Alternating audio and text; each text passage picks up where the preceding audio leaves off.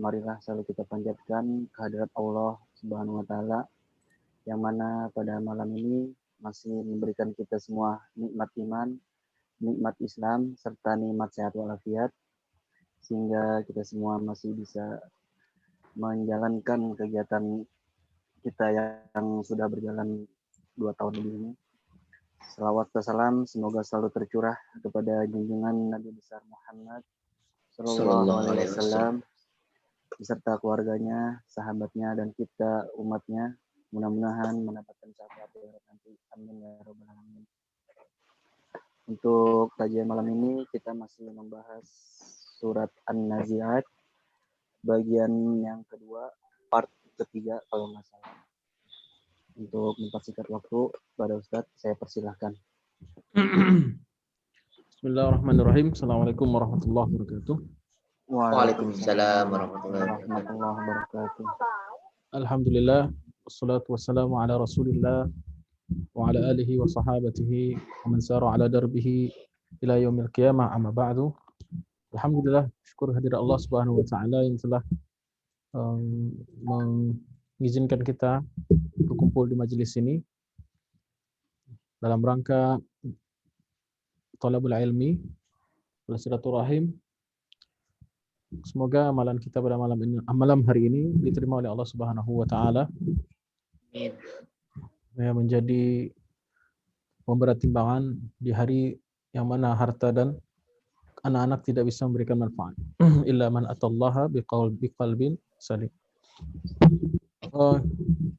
Kita masih membahas surat An-Nazi'at. Kita berhenti pada pembahasan atau pembagian yang kedua ya, part yang kedua dari pembagian muallif kitab yaitu Syekh Abu Bakar Al-Jazair rahimahullahu taala, yang mana beliau membagi surat ini dengan berbagai bagian ya, dengan beberapa bagian. Kita masuk bagian yang kedua, bagian lebih tepatnya bagian ma'ani al-kalimat ya. Syarhul kalimat. Syarhul kalimat, penjelasan kosakata yang ada di surat ini.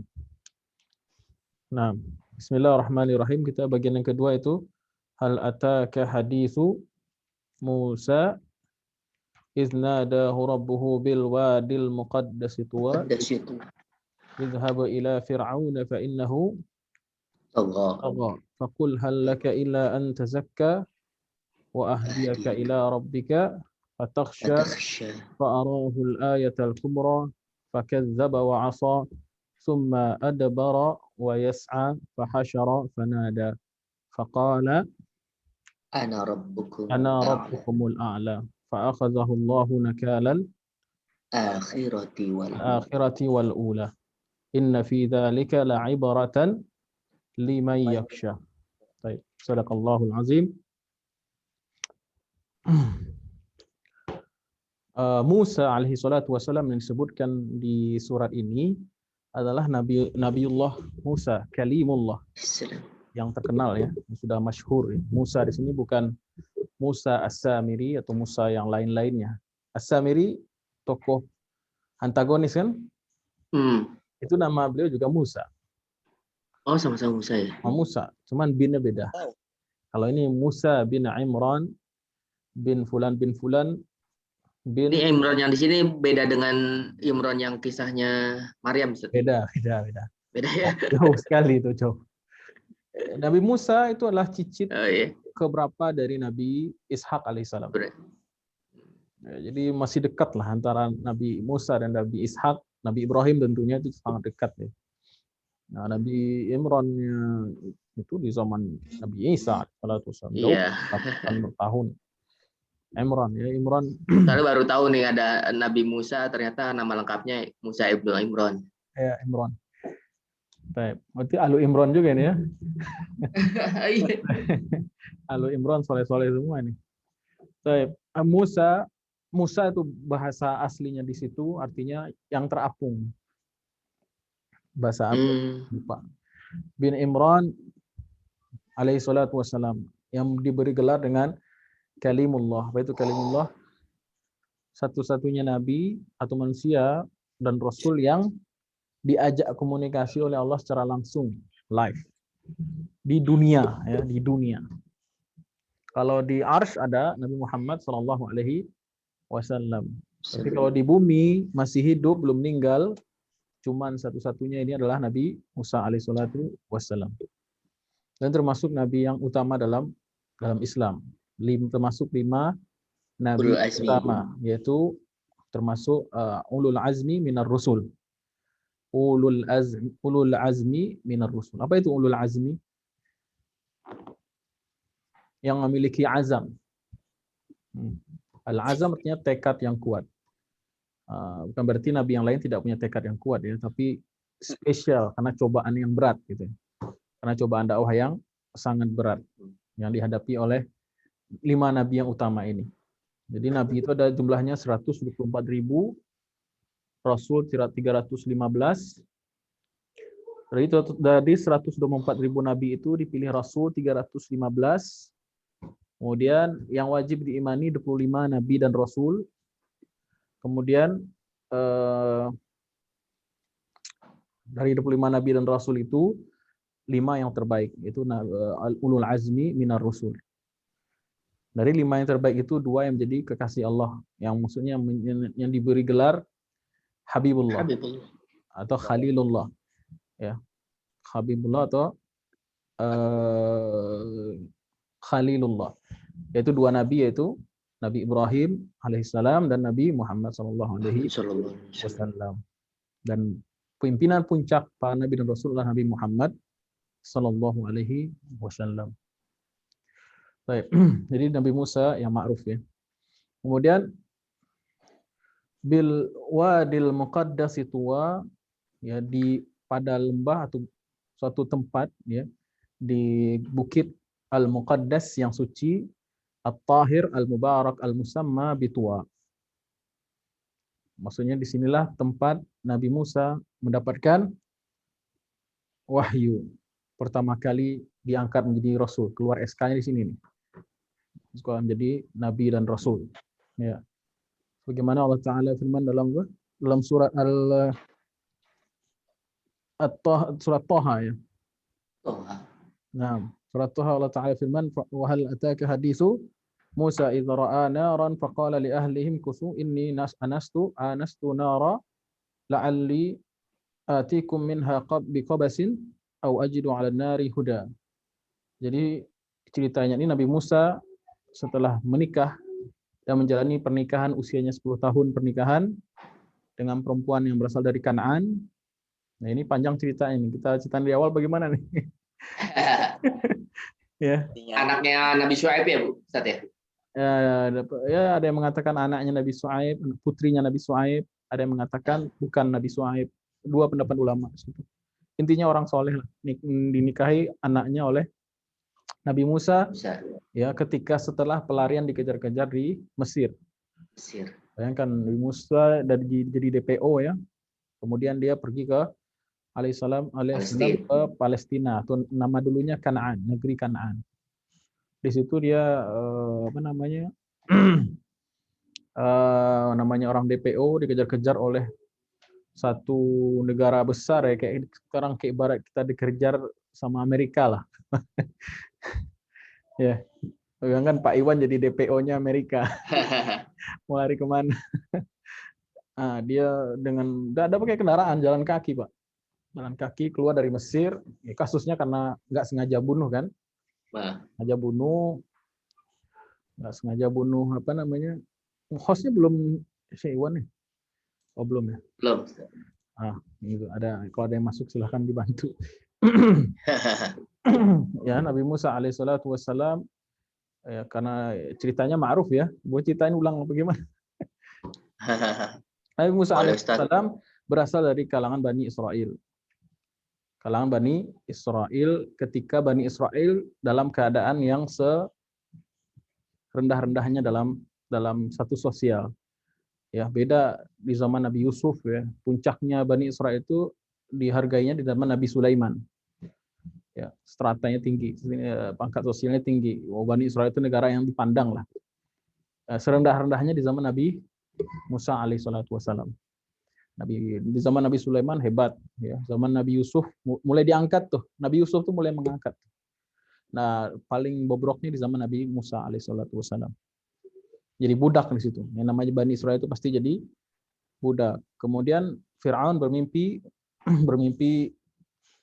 istananya kedatangan api dari rumah orang-orang Bani Israel. Kemudian api itu melahap kerajaannya sampai habis. Mimpinya api, nanti tenggelam nih padahal. Mimpinya api, nanti tenggelam itu. Kemudian dia konsultasi ke penyihir-penyihir ya. Kemudian penyihir mengatakan, bakal ada seorang anak dari kalangan Bani Israel yang akan menghancurkan kekuasaannya. Firaun nggak mau, ya. Firaun nggak mau seperti itu. Akhirnya bagaimana? Dia panik, ya. Panik. Kemudian dia putuskan untuk membunuh seluruh bayi laki-laki yang lahir. Kemudian ada lagi yang menasihatinya, nggak bisa begitu. Kalau dibunuh semua nih bayi-bayi Bani Israel, nanti siapa yang mau bekerja buat kita? Jadi budak ya. Jadi budak. Ya kehilangan sumber daya manusia lah, SDM kan. Dipikir-pikir lagi akhirnya Firaun laknatullah alaih mengatakan 1 tahun dibunuh, 1 tahun bebas, 1 tahun dibunuh begitu. Selang-seling. Digilir gitu ya. Walhasil tahun pertama itu dilakukanlah itu. Yusabbihuna abna'akum wa yastahyuna nisa'akum, dan Firaun itu mau menyembelih ya, membantai bayi-bayi kalian wahai Bani Israel. Kemudian tahun kedua, tahun tidak ada pembunuhan. Nah, disitulah lahir Nabi Harun alaihissalatu wassalam. Nah, kemudian next year gitu, tahun berikutnya, tahun pembantaian lagi kan. Nah, Musa lahir di situ. Nabi Musa alaihissalatu wassalam lahir di tahun itu. Jadi Nabi Harun sebenarnya kakak sepupu daripada Nabi Musa alaihissalam. Dan aslinya beliau itu tadinya tidak jadi nabi ya, karena berkat doa Nabi Musa diangkat Allah jadi nabi. Baik. Kemudian di tahun pembantaian Nabi Musa lahir. Ibunya panik kan? Ibu Nabi Musa alaihissalatu wassalam panik karena ini bayi, karena kejam ya mereka. Mereka membunuh tanpa ampun lah gitu. Kalau nggak membunuh ya mereka dibunuh juga, tentara-tentara itu kan. Kemudian diilhamkan oleh Allah Subhanahu wa taala kepada Ibu Musa alaihissalam untuk menghanyutkan Nabi Musa dalam keranjang yang dibikin mengapung ya. Nah, maka itulah disebut Nabi Musa dinamakan dengan Musa, terapung. Tapi ibunya menyuruh anak perempuannya untuk memantau dari jauh gitu. Kemana nih alirannya? Ternyata singkat cerita sampailah di belakang rumah Firaun, itu istana Firaun, diambil anak angkat oleh istri Firaun yaitu Aisyah. Kemudian dibesarkan Musa alaihissalatu wassalam, singkatnya lagi di istana tersebut. Kemudian ketika dia masih bayi itu dia nggak mau minum kan, bingung dia, ASI dari mana ini.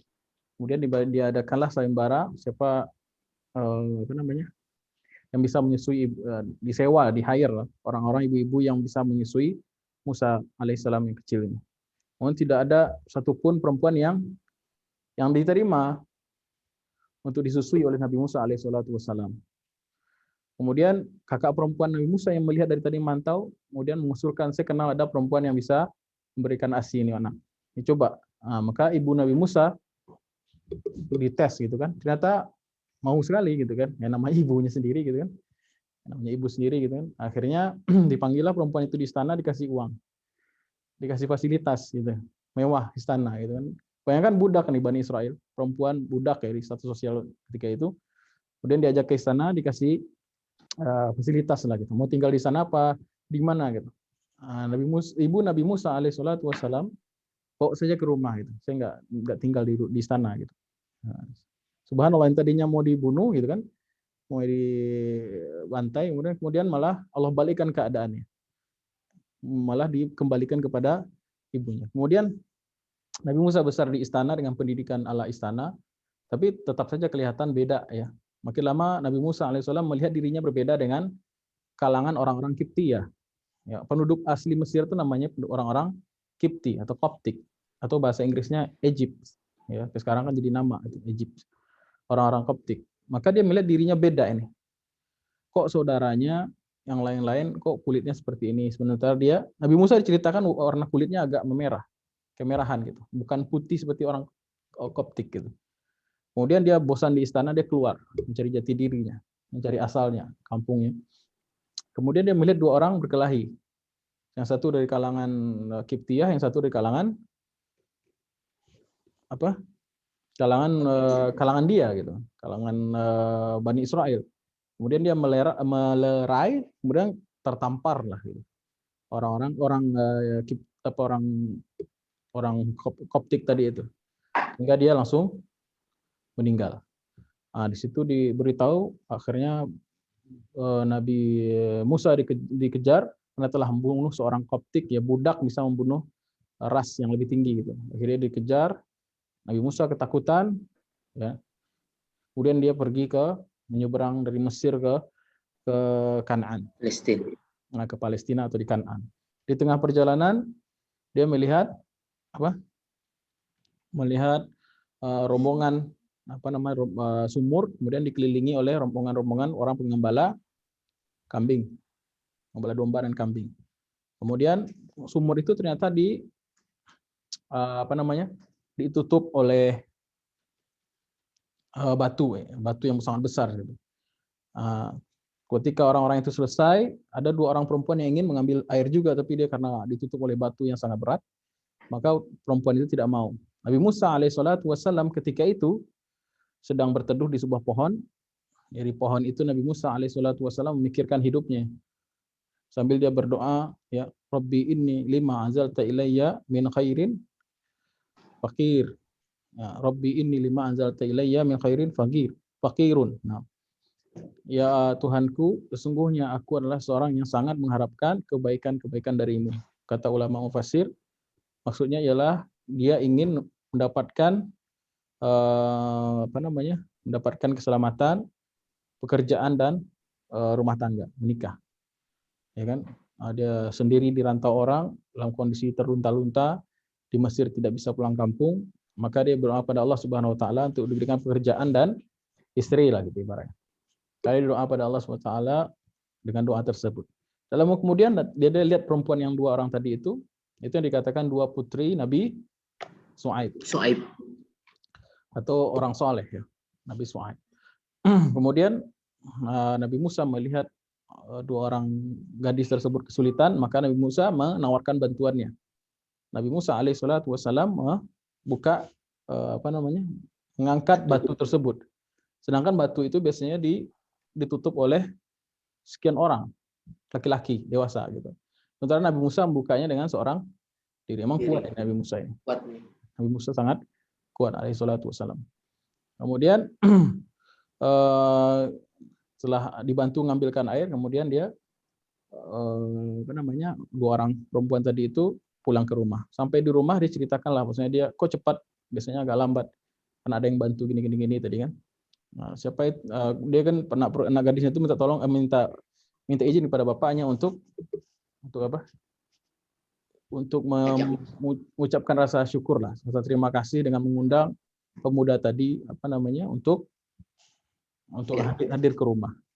Nah, kemudian perempuan itu mendatangi Nabi Musa alaihissalam, kemudian meminta, dia bilang bapakku mengundangmu untuk ke rumah. Nah, kemudian singkat cerita mereka menikah salah satu dengan putrinya, kemudian 10 tahun ya, 8 tahun sebagai mahar mengembalakan kambing. Dia dapat pekerjaan, dapat istri. Berlalu 8 tahun, kemudian Nabi Musa menyempurnakan maharnya dengan 2 tahun lagi, yaitu menjadi 10 tahun. Setelah 10 tahun berumah tangga, Nabi Musa minta izin kepada mertuanya, bapak mertuanya untuk kembali ke Mesir. Nah, kemudian diizinkan Nabi Musa melalui Bukit Sinai itu. Di Bukit Sinai itulah Nabi Musa melihat inni anastu nara, saya melihat semacam cahaya gitu. La'alli atikum minha biqabas. Semoga saya bisa mengambil sebagiannya daripada cahaya itu, mungkin api unggun biqabasin dengan sebagiannya. Misalnya dengan kayu yang dibakar atau lentera dan semacamnya gitu. Au ajidu 'alan nari huda, atau saya mendapatkan petunjuk di sana, mungkin ada musafir atau kafilah dagang atau lain sebagainya. Maka Nabi Musa di situ ketika sampai di bukit itu, falamma ataha nudiya ya Musa. Ketika sampai di Al-Muqaddas At-Tuwa itu, kemudian Nabi Musa mendapatkan firman dari Allah, inni ana rabbuka fakhla'na 'alaika innaka bil wadil muqaddas tuwa. Wahai Musa, sungguhnya aku adalah Tuhanmu, maka lepaskanlah sendalmu. Sungguhnya engkau berada di al-wadi al-muqaddas, bernama Tuwa. Bil wadil muqaddas tuwa. Ai bil wadi tahir al-mubarak al-musamma bituwa. Jadi namanya Tuwa ya, betak Tuwa. Kemudian idhhab ila fir'auna ai bi an tazhaba ila fir'aun. Itu salah itu ya. Bi an tazhaba ila fir'aun. Itu agar kamu pergi ke Fir'aun. Ya. Sebelum ada perintah itu, kita lanjutkan di surat Thaha itu, wa ana akhtartuka fastami' lima yuha innani anallahu la ilaha illa ana fa'budni wa aqim salata bizikri. Baik, sesungguhnya aku telah memilihmu wahai Musa, fastami' lima yuha, maka dengarkanlah, simaklah apa yang diwahyukan kepadamu. Innani anallah, sesungguhnya aku adalah Allah, la ilaha illa ana fa'budni wa aqimis salata bizikri. Sesungguhnya aku adalah Tuhanmu, tiada Tuhan selain aku, maka ibadahlah kepadaku, sembahlah aku, aqimis salat, tegakkan salat dan tegakkan salat untuk mengingatku. Jadi di situ Allah mengajarkan tauhid, di bukit itu Allah mengajarkan ibadah, salat. Nah, jadi kurikulum para nabi dan rasul itu yang pertama adalah tauhid, yang kedua adalah ubudiyah, yang ketiga apa? Muamalah. Dakwah. Muamalah aja. Muamalah termasuk di dalam ibadah ya, ibadah muamalah. Baik. Jadi bekal Nabi Musa itu adalah tauhid. Salah satu bekal Nabi Musa masalah tauhid adalah ketika Allah bertanya apa? Ma tilka bi yaminika ya Musa. Apa yang ada di tangan kananmu wahai Musa? Kemudian Nabi Musa mengatakan apa? Ini adalah tongkatku, atau waqa'u 'alaiha, saya bersandar dengannya, wa husyu biha 'ala ghanami, ini adalah tongkatku, dengannya aku bersandar, kemudian dengannya aku menggiring ternakku gitu kan. Waliya ma'aribu ukhra, dan ada manfaat yang lain lagi. Allah bertanya, apa yang di tangan kananmu? Nabi Musa jawabnya panjang sekali. Inilah tongkatku, aku bersandar dengannya gitu kan. Kemudian aku dengannya aku menggiring ternak-ternak, kemudian saya punya manfaat yang lain banyak lagi, kata Allah Subhanahu wa taala. Ya kan? Kata ulama di sini, kenapa Nabi Musa jawabnya panjang sekali? Padahal ditanya itu apa tangan kananmu itu? Ada yang saya jawab? Ingat, Nabi Musa gelarnya apa? Kalimullah. Orang yang bisa, nabi yang bisa berbicara dengan Allah secara langsung. Allah. Kenapa ketika ditanya ini apa? Ya, ini masih di bukit Sinai tadi ya. Kenapa jawabannya panjang? Kata ulama, karena Nabi Musa sangat menikmati ketika berinteraksi dengan Allah Subhanahu wa taala. Seolah-olah nggak mau obrolan itu singkat gitu. Ya, kalau kita kesal sama orang di WA gitu kan, ditanya panjang-panjang lagi, kita jawab singkat-singkat. Ya, oke. Kena tik doang. Kasih jempol. Jempol doang gitu kan. Paling itu gitu. Tapi kalau dia ingin ya asyik menikmati berkomunikasi dengan Rabb-nya, maka panjang sekali jawaban Nabi Musa alaihi wassalam. Nah, kemudian Allah mengajarkan bahwasanya manfaat yang dia sebutkan tadi di mata Allah itu mutlak.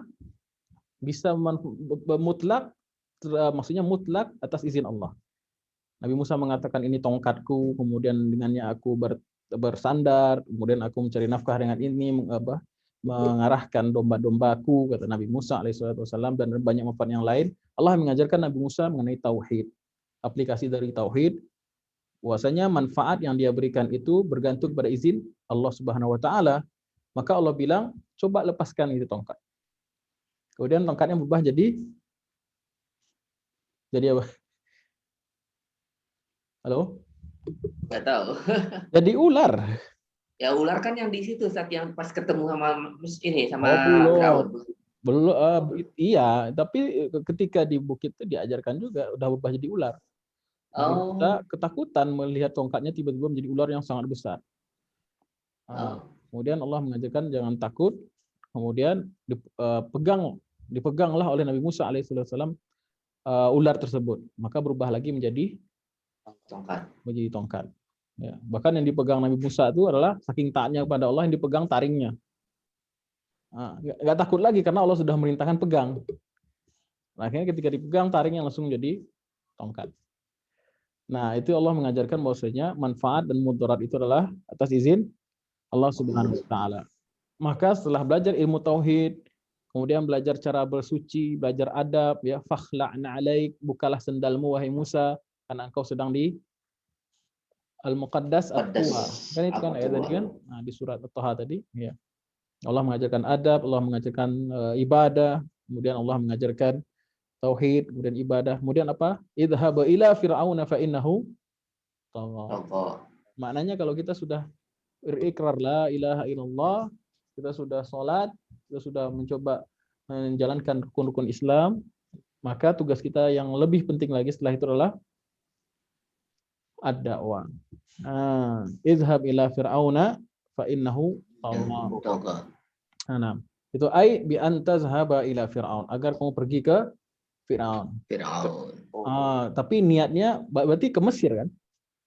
Ya. Berarti ke Mesir, tapi bukan untuk mudik lagi. Nabi Musa tadi niatnya awalnya buat apa? Niat awalnya untuk pulang kampung. Mudik kan? Nah, tapi dikoreksi niatnya, dibikin lebih tinggi nilainya gitu. Idhhab ila fir'auna, maka pergilah kamu ke Firaun untuk berdakwah. Baik. Jadi siapa yang menyuruh Nabi Musa?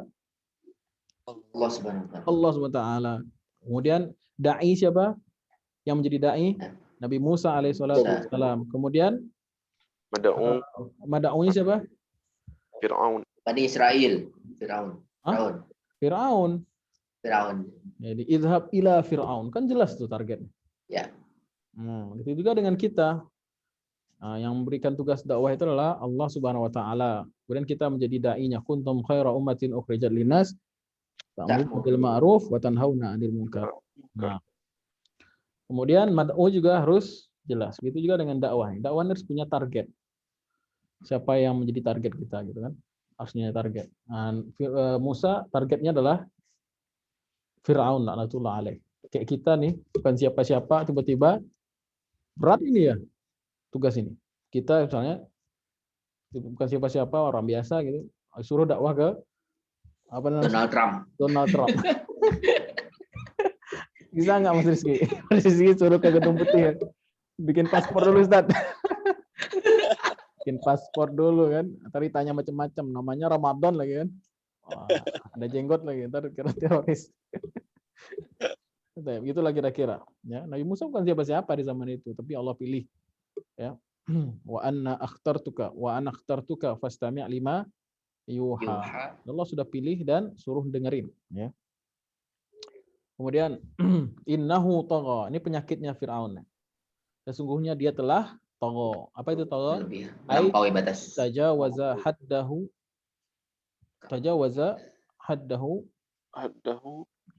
Apa tuh?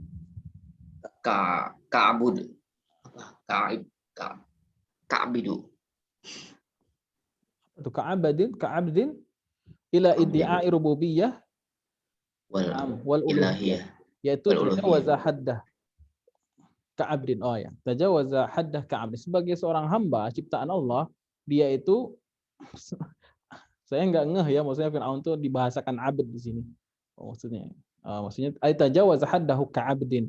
Sebagai seorang makhluk Allah, dia tajawaza hadd.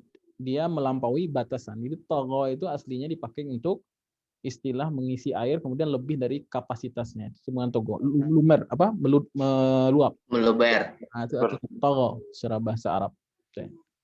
Ila iddi'ai rububiyyati wa uluhiyah.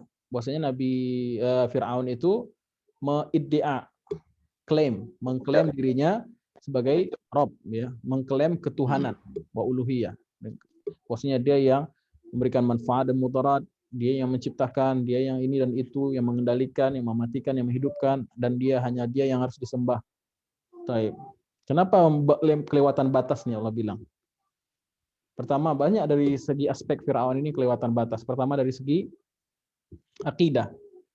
Ya kan? Apa dosa yang paling besar dalam Islam? Syirik. Syirik. Nah, dosa yang paling besar dalam Islam adalah syirik, menduakan Allah Subhanahu wa ta'ala, atau menjadikan selain daripada Allah itu adalah sembahan. Sembahan. Baik. Kalau menjadikan selain daripada Allah itu sembahan, itu sudah dosa besar. Bagaimana lagi dosa orang yang mengangkat dirinya sebagai sembahan? Ya, itu bergabung banyak dosa. Yang pertama dosa syirik dan dosa ngaku-ngaku. Padahal dia nggak ada sama sekali. Bukan, dia adalah marzuk, dia yang diberi rizki, bukan razak. Baik. Jadi innahu taqwa, dia melampaui batas, ya, sangat luar biasa. Kemudian dari segi apa lagi? Dari segi itu tadi, mimpinya tadi itu, cuman mimpi rumahnya kebakar, tapi Anak-anak dibunuhin. penanganannya preventifnya nggak jelas itu, preventifnya barbar gitu. Preventifnya apa? Sangat apa ya? Tidak sangat apa sih? Insane kalau bahasa. Lebay. Lebay lah, masa ngebunuh bayi gitu kan? Mana raja mana yang katanya perkasa, yang hebat kekuasaannya, tapi solusinya kalau ada yang mau kudeta ngebunuh bayi coba. Orang kalau ada yang kudeta, biasanya gimana pertahanannya? Dikirim dulu mata-mata, ya enggak? Yang dimata-matain itu siapa misalnya? Orang yang berkemungkinan kan? Ya, orang yang kemungkinan kan, misalnya pejabat atau orang militer sendiri atau orang dalam pemerintahan gitu kan? Ini yang dimata-matai dan dibunuh itu bayi. Nah, dari sini ketahuan, dilihat maksudnya memang berlebihan nih Firaun itu kan, luar biasa. Kemudian apa namanya, dari segi sosial ya, dia memperbudak Bani Israel, ya, memperbudak Bani Israel dan berbuat semena-mena di negaranya gitu. Taib ila an tazakka ay tusallim wa tahhir min rijisi syirki wal kufri bil islami billahi ta'ala, yaitu kamu menyerah, antaslam tathhir min rijisi syirki wal kufri bil islami lillahi ta'ala, antazakka, maksudnya kamu menyerahkan diri, berserah diri, membersihkan daripada kotoran syirik, kotoran kufur dengan Islam, menyerahkan lillahi ta'ala, hanya untuk Allah Subhanahu wa ta'ala. Wa ahdiyaka ila rabbika fatakhsha ay arsyadaka ila ma'rifati rabbikal haq fatakhshahu wa tuti'uhu wa tanju min azabihi. Wa ahdiyaka, dan saya kata Musa, ini ucapan Nabi Musa ya. Hal laka illa fakul, katakanlah wahai Musa, kata Allah, fakul, katakanlah, hal laka ila an tazakka, yakni hal laka raghbah, hal indaka raghbah, apakah kamu punya keinginan, kata Allah, kata Nabi Musa kepada Fir'aun, ya, hal laka raghbah fit tazkiyah, apakah kamu punya enggak keinginan untuk membersihkan dirimu? Wa ahdiyaka ila rabbika fatakhsha. Wa ahdiyaka ila rabbika, kalau kamu pengen saya akan memberikan kamu mentor kah ya. Wa ahdiyaka maksudnya aku akan mementori kamu. Tunjuk. Dengan melalui wasilah saya bisa memberikan petunjuk. Ini dalil bahwasanya satu-satunya obat untuk menghilangkan kezaliman di muka bumi ini dari diri kita juga masing-masing adalah tazkiyatun nafs, antazakka. Masdarnya apa? Tazkiyah, tapi fi'il mudhari'nya tatazakka, kamu bersihkan dirimu dari kesyirikan kepada tauhid, dari ibadah selain Allah kepada ibadah kepada lillahi ta'ala, dari kezaliman kepada keadilan, dari akhlak yang jahiliyah kepada akhlak yang islamiyah, dari makan harta orang lain dengan tanpa hak, kemudian memberikan hak orang-orang yang memiliki hak, kemudian darinya tidak mau berdoa menjadi berdoa. Itu semua adalah proses tazkiyah. Dan itu memerlukan guru, yaitu di sini dalam konteks ini siapa gurunya Fir'aun kalau dia mau tazkiyah? Nabi Musa alaihissalatu wassalam. Nabi Musa nggak mau, emang lu siapa gitu kan? Bayangkan Donald Trump ya gitu kan, kedatangan Ustadz dari Jakarta gitu, misalnya gitu kan. Lu siapa gitu kan? Gua punya kerajaan seperti ini, punya negara seperti ini gitu kan. Kok membimbing saya gitu kan? Karena kesombongan dia gitu. Padahal ini orang sudah dipilih oleh Allah Subhanahu wa taala gitu kan. Right. Nah, wa ahdiyaka ila rabbika. Nah, ay arsyadaka ila ma'rifati rabbika al-haq fatakhsyahu. Yaitu akan menunjukkan kepada ma'rifati rabbik, mengenal Allah, mengenal Tuhanmu al-haq yang benar.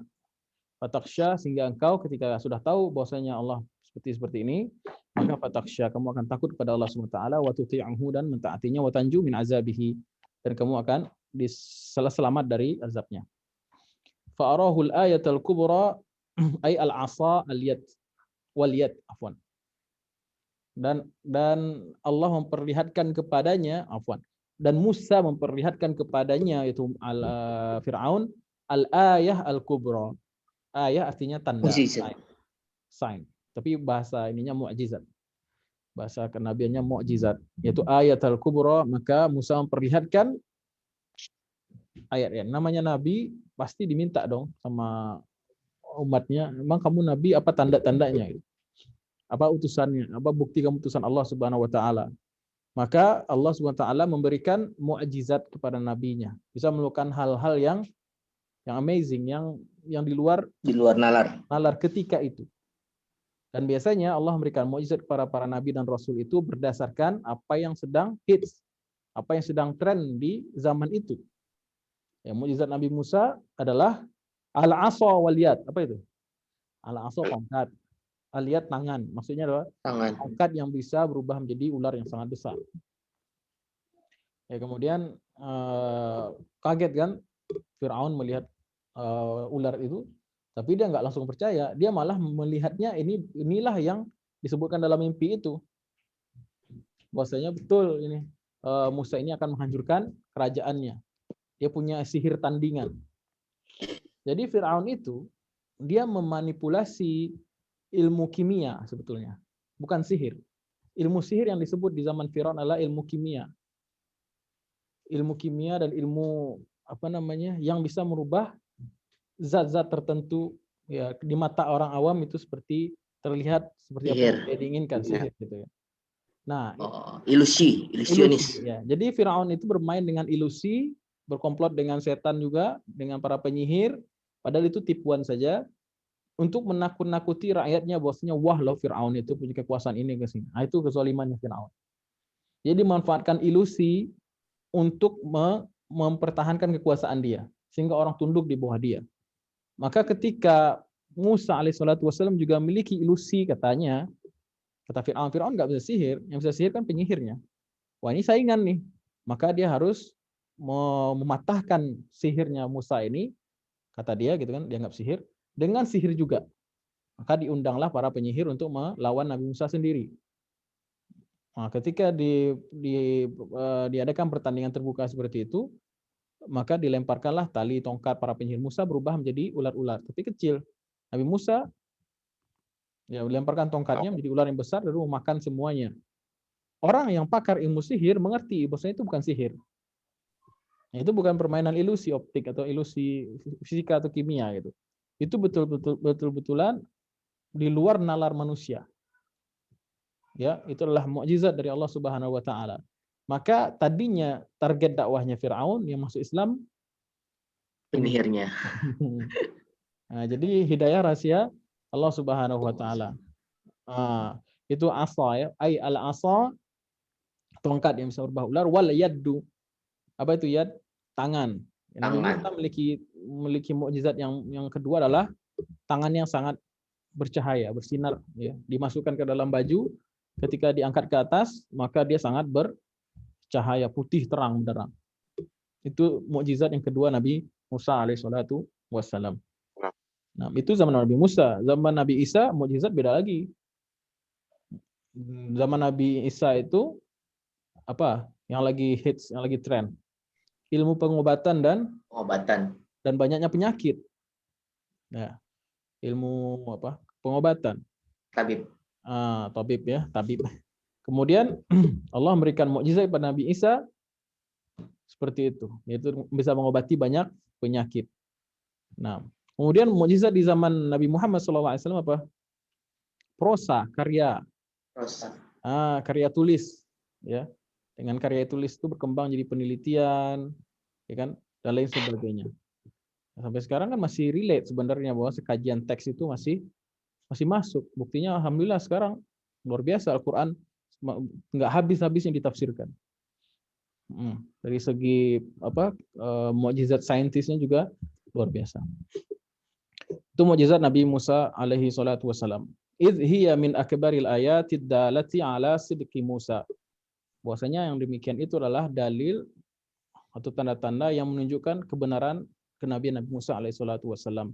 Summa adbara wa yas'a ay ba'da ma kadzaba wa 'asa raja'a yajma' jumu'ahu wa yahsyur junudahu li harbi Musa wa qala kalimatal kufri ana rabbukumul a'la fala ta'ata illa li.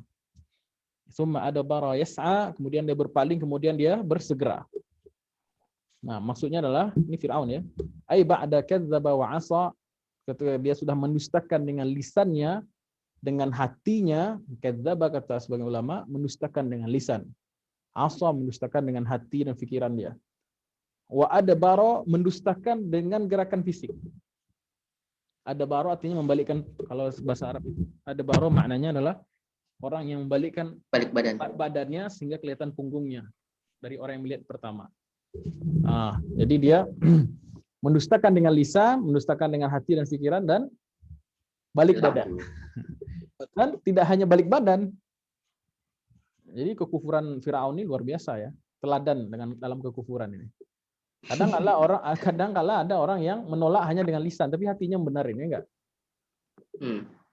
Atau lisannya hatinya membenarkan, lisannya hatinya menolak, pikirannya nolak, kemudian lisannya nolak, tapi badannya masih sopan gitu.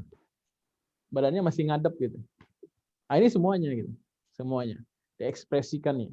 Ba'da ma kadzaba wa 'asa raja'a yajma' jumu'ahu. Kemudian fahash wa adbara wa yas'a. Wa yahsyur. Wa yahsyur junudahu. Ini summa adbara wa yas'a. Kemudian dia putar balik kanan, balik kiri. Balik kanan ya. Balik kanan. Dan dia bersegera. Bersegera dalam apa? Bersegera mengumpulkan tentara-tentaranya. Bukan malah, kan ada orang yang kalau kita tawarkan kebaikan, dia nolak. Ya kan? Nolak dengan lisan, masih bilang terima kasih. Ada yang nolak, kemudian dia diam saja. Ada yang nolak, kalau Firaun, nolak dan nyerang. Nolak dan nyerang. Misalnya kalau kita ajak orang sholat gitu, Pak, ayo sholat Pak, gitu kan.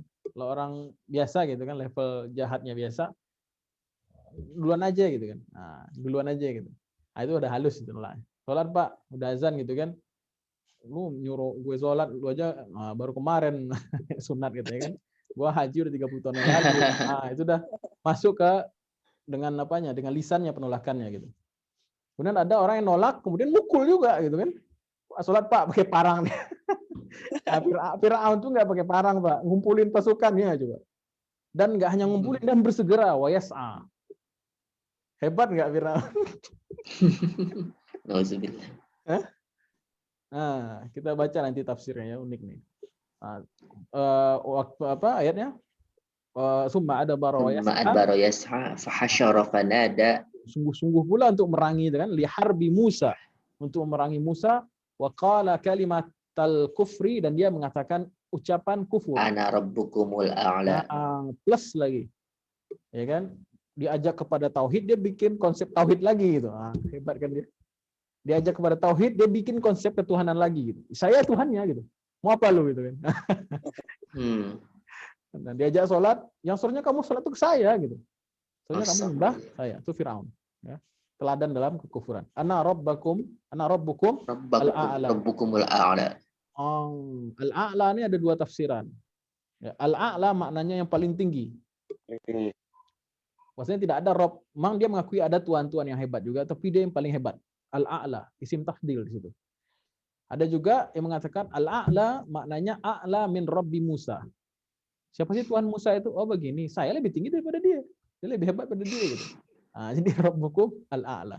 A'la. Baik, fala ta'ata illa li. Maka tidak ada ketaatan kecuali Atau kecuali Padaku.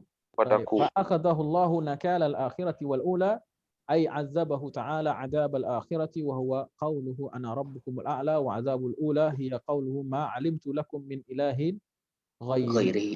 Baik, ini pendapat sebagian mufassir. Jadi Allah mengambilnya, maksudnya Allah mengazabnya. Nakal dari kata nakala yunakilu tankil artinya azab. Atau secara bahasa artinya menghambat. Menghambat. Tapi secara istilah bahasa Al-Qur'an, nakal artinya adalah azab dan sebagai tanda untuk orang yang datang setelahnya. Ya, sebagaimana firman Allah di surah Al-Baqarah itu, laqad alimtumul ladzina a'tadaw minkum fis sabti faqulna lahu kunu qiradatan waja'alnaha nakala lima baina yadayha wa ma khalfaha wa mau'izatan lil muttaqin.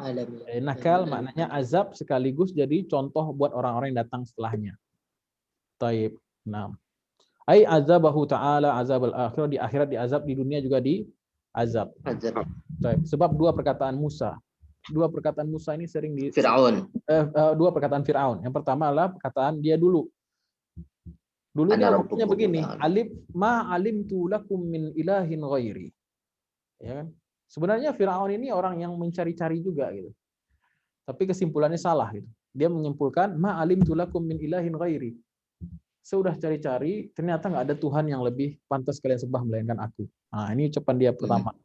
Ucapan dia kedua ketika ketemu Musa, ini ana rabbukumul a'la. Taib. Jadi karena ana rabbukumul a'la, saya adalah Tuhan kamu yang paling mulia, paling tinggi. Taib. Insyaallah kita lanjutkan pekan depan dengan makna ayat. Ini baru mufradatnya. Alhamdulillah. Baik. Alhamdulillah Ustaz, terima kasih untuk para jamaah. Mungkin ada yang mau bertanya. Jika emang malu bisa di chat. Jadi ketik aja nggak apa-apa. Ustaz, nanya dong, di sini makna wadi di sini kadang-kadang kalau di Timur Tengah tuh banyak tempat-tempat yang namanya wadi-wadi itu lebih ke arah sungai-sungai atau tempat air ini Ustaz ya, ngumpul air itu Ustaz. Ini di sini maksudnya sama nggak Ustaz? Al-wadi di sini. Bukan, al-wadi maknanya adalah suatu tempat di pegunungan, di perbukitan. Bukan wadi pakai ini ya. Bukan wadi pakai ya, apa maknanya lembah apa? Tempat sumber air. Ya, lembah. Bukan lembah. Bukan ya? Bukan. Tapi adalah suatu tempat celah di pegunungan. Bedanya kalau yang itu pakai ya Ustaz ya? Wadinya pakai ya. Lupa. Tulisannya. Lupaan. Ya sepertinya pakai ya. Al-wadi. Pegunungan ya Ustaz ya? Nah, pegunungan. Bukit itu Saina. Bukit Saina atau Sinai. Sinai. Ustaz mau bertanya. Silakan. Silakan. Kan Nabi Musa alaihissalam kan telah menyelamatkan Bani Israel dari perbudakan. Setelah diselamatkan, dia membawa begitu banyak harta, emas, perak. Nah itu entah ini pernah saya tanya apa belum, saya juga lupa. Itu Samiri itu apa ya? Bingung menanya ini. Samiri itu gimana?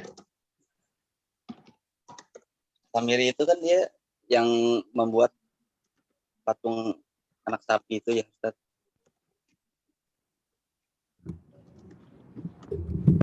Ya, lanjut. Pertanyaannya apa nih? Nah, itu kejadiannya pas Nabi Musanya nggak ada atau ada? Ya. Peristiwa pembelotan Bani Israel itu ketika mereka selamat dari Fir'aun kan, gitu ya. Kemudian mereka jalan kan, setelah selamat nyebrangnya dari Mesir, Laut Merah dibelah, kemudian jalan menuju Jordania. Kalau sekarang tuh Jordania. Di Jordania itu mereka jalan ke arah utara, arah ke Kanaan. Di perjalanan mereka melihat orang-orang musyrik, orang-orang yang nyembah patung-patung. Nah, disitulah mereka iri. Dia bilang, Musa bikinin dong Tuhan yang bisa kayak mereka juga gitu. Irinya begitu orang Bani Israel. Kemudian ketika Nabi Musa sampai di Bukit Sina lagi, ya, petanya bayangkan Mesir, nyebrang laut merah, Jordan ke Sinai lagi. Di situ Nabi Musa menerima Taurat selama 30 hari ya. 30 hari, 40 hari? 40 hari. 40 hari. Nah, ketika menerima wahyu di Sinai tersebut, diamanahkanlah jemaah ini kepada Bani Israel ini kepada Nabi Harun alaihi salatu wassalam. Nah, ketika Nabi Harun yang menjaga, ada seorang yang bernama As-Samiri. As-Samiri ini debatable di kalangan ulama, siapa hakikatnya dia siapa gitu. Kemudian dia melihat bekas-bekas malaikat. Maka dia campurkan bekas-bekas malaikat, jejak malaikat itu dengan emas yang dia kumpulkan dari kalangan Bani Israel. Jadi mereka punya emas, Bani Israel punya kebiasaan menyimpan emas. Orang Israel memang dari dulu kebiasaan mereka adalah menyimpan emas. Jadi kumpulkanlah emas itu, mereka leburkan, dicampur dengan mantra-mantra yang dibaca oleh Samiri. Kemudian dia bikin semacam patung itu, patung anak sapi yang berongga. Ya, kalau angin masuk ke dalamnya dia mengeluarkan suara. Kemudian dia mengklaim inilah Tuhan yang kalian inginkan, yang dicari oleh Musa. Ngapain Musa jauh-jauh ke bukit padahal Tuhan kita di sini? Nah, itulah penyimpangan Bani Israel setelah diselamatkan dari Fir'aun. Baik. Pertanyaannya apa? Berarti pas digantikan oleh Nabi Harun tidak bisa berbuat apa-apa atau gimana? Bukan nggak berbuat apa-apa, Nabi Harun sudah berma'ruf nahi mungkar, sudah beritahu. Cuman di mata orang Bani Israel ini, Nabi Harun tidak, wibawanya kurang gitu. Ya, yang mereka hormati, yang mereka dengarkan satu-satunya, bahkan sampai sekarang itu Nabi Musa alaihissalam. Nabi Isa mereka nggak akui, Nabi Muhammad apalagi. Yang mereka hormati ya Nabi Musa alaihissalam, Nabi Sulaiman pun difitnah.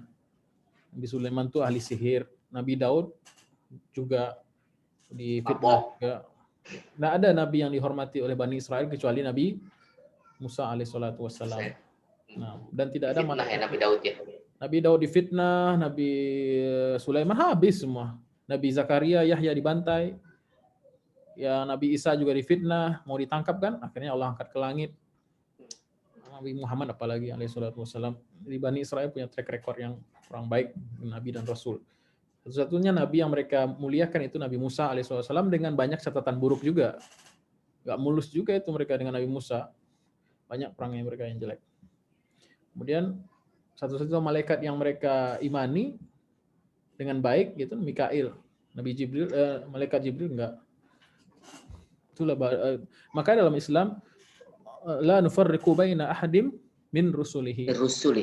Nah, kami tidak membedakan dari utusan-utusan Allah itu, baik Rasul dari kalangan malaikat dan Rasul dari kalangan manusia. Itu ciri keislaman seorang atau akidah yang betul adalah la nufarriqu baina ahadin min rusulihi. Kami tidak membedakan satu malaikat utusan Allah yang lain dengan, atau tidak membedakan nabi satu dengan nabi yang lainnya. Jadi kurang wibawa Nabi Harun, ya mereka nggak dengar, emang kamu siapa? Yang belah laut tadi Musa bukan ente katanya. Yang menyelamatkan kami Musa bukan ente. Ibaratnya dia Nabi Harun dipandang sebelah mata lah gitu. Nah, karena banyak sekali mukjizat Nabi Musa yang Allah perlihatkan kepada Bani Israel. Banyak kisahnya kita skip ya, dalam Quran banyak sekali kisahnya seperti membelahnya Nabi ketika mereka di padang Tih ya. Mereka tersesat selama 40 tahun di padang Tih, nggak ada air. Kemudian Nabi Musa membelah batu besar yang bentuk persegi besar. Di situ Nabi Musa memukulkan tongkatnya di batu itu, keluarlah fajarat minha sanata asyarata aina, maka keluarlah 12 mata air. Nah, terus ada lagi mukjizat, banyak sekali mukjizat Nabi Musa. Tapi Harun nggak ada. Nabi Harun seandainya punya tongkat mungkin dengerin juga tuh. Salahnya enggak. Unik sih, Bani Israel ini unik. Unik. Ngeyel. Dan satu-satunya bangsa yang masih ada zaman sekarang. Ya, kalau lihat bangsa-bangsa yang kufur di Al-Quran itu pada habis semua, bangsa Ad, bangsa Samud, bangsa Sodom, bangsa Sodom ada lagi ya, muncul banyak ya sekarang. Muncul lagi. Enggak, maksudnya yang gennya, bukan perilakunya, gennya. Gen yang masih ada ya Bani Israel.